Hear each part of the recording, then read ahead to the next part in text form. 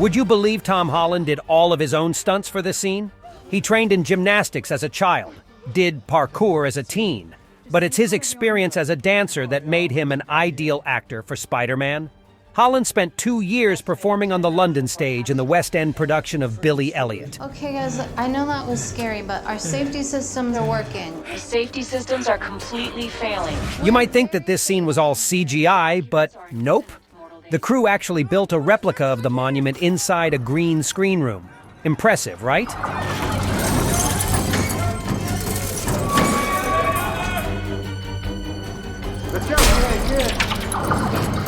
You now have 125 seconds until catastrophic failure. What? Why? In this scene, did you notice Peter's eyes glow red while scanning the building in real time? And after performing the scan, his AI Karen says that the elevator will collapse in exactly 125 seconds.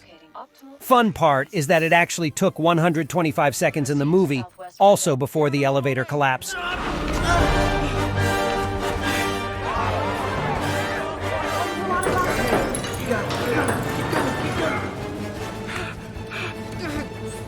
Visual effect company Method Studios did some amazing work creating the scenes for the Washington Monument sequence that weren't actually filmed on location, as they were not allowed to film at the real monument. So instead, they built very large parts of it on set, which actually gave them more control over lighting and stunts. What's wrong? You've reached the southwest window. Why are you hesitating? Spider's never been this high before. You have also not reinstalled your parachute, so a fall from this height would most likely be lethal. Perfect. Spider-Man climbing the monument was a perfect blend of practical effects and CGI. Tom Holland did most of the climbing himself, but the rest was done with wires and green screens. It all came together to create a jaw-dropping sequence.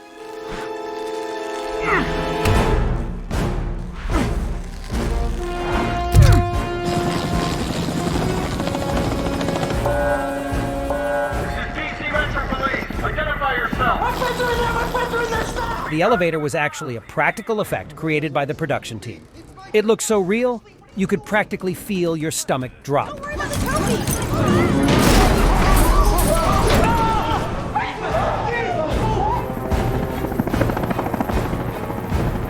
down! Return to the ground immediately! 19-year-old Tom Holland was the youngest actor to be cast as Peter Parker. Tobey Maguire was cast at 25, and Andrew Garfield was 26. This is your last chance! I'm gonna die.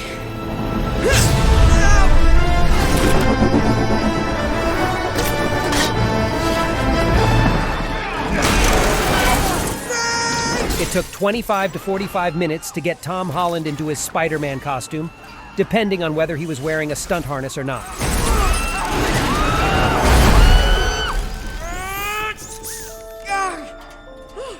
I did it! The music for the scene was top-notch, thanks to composer Michael Giacchino. It added to the tension and drama in all the right ways. Hey, how you doing? Don't worry about it, I got you. Yes! Laura Harrier, who played Peter's love interest Liz in the scene, loved the strength of her character. "She's not your typical damsel in distress," she said with a smile. "I think Liz brings out a different side of Peter, and it was really exciting to play that." Alright, this is your stop. Go, go, go! Everybody During the end of the Washington Monument rescue, the scene pays homage to the previous Spider-Man movies, specifically the love interests. When Peter saves Liz right before she falls with the elevator, he webs her by the hand, which is similar to The Amazing Spider-Man 2, 2014, when Spider-Man, portrayed by Andrew Garfield at the time, webs his love interest Gwen Stacy in the same manner during his battle with Green Goblin. This is your chance, Peter. Kiss her.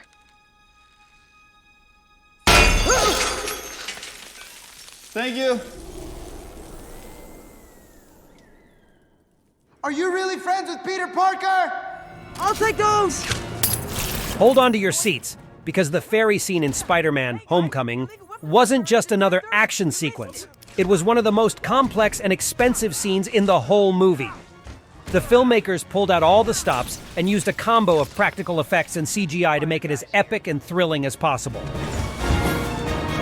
Whoa, not so fast! Did you know that the ferry used in the scene is a real-life ferry called the John J. Marchi, and really does operate in New York City? To avoid any mishaps, the filmmakers built a replica of the ferry, which allowed them to cause some serious damage without any harm to the real deal. For the Staten Island Ferry battle, Digital Domain created CGI versions of Spiderman, Iron Man, and the Vulture suit. They also used LiDAR to capture an actual Staten Island ferry, as well as the one created on set, to help with creating the digital version.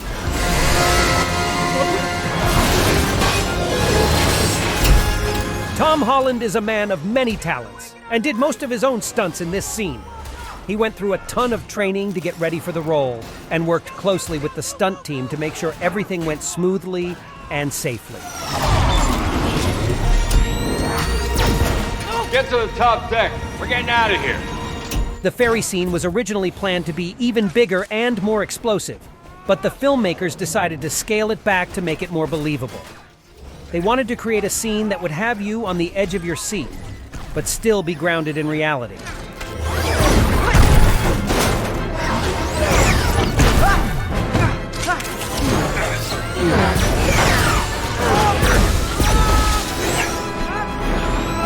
The VFX team was hard at work for over a year creating the digital version of the ferry and adding all the explosions and other special effects.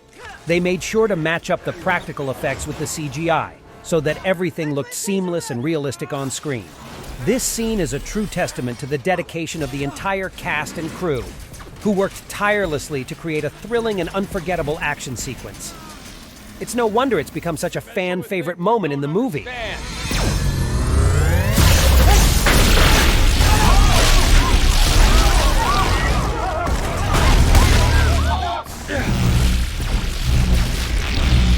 Bokeem Woodbine, who played one of the villains in the scene, had nothing but praise for Michael Keaton. Working with him was a real thrill, he said. I mean, this guy's a legend, you know? It was a dream come true.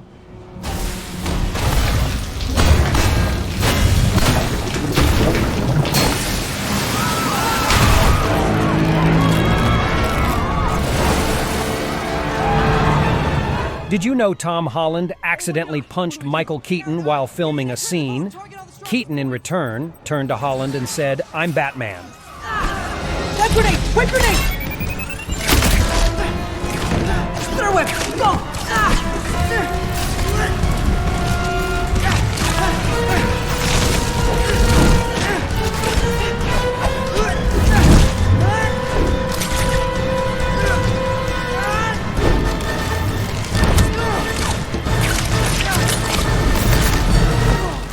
The music for the ferry scene was composed by Michael Giacchino, and it's a heart-pumping, action-packed theme that perfectly captures the excitement of the moment. The music builds in intensity as the scene progresses, making you feel like you're right in the middle of the action. No! Tom Holland was asked about the epic ferry scene, and he exclaimed, "It was insane. I did so many stunts that I was completely exhausted by the end of it. But seeing it all come together on screen was worth every second."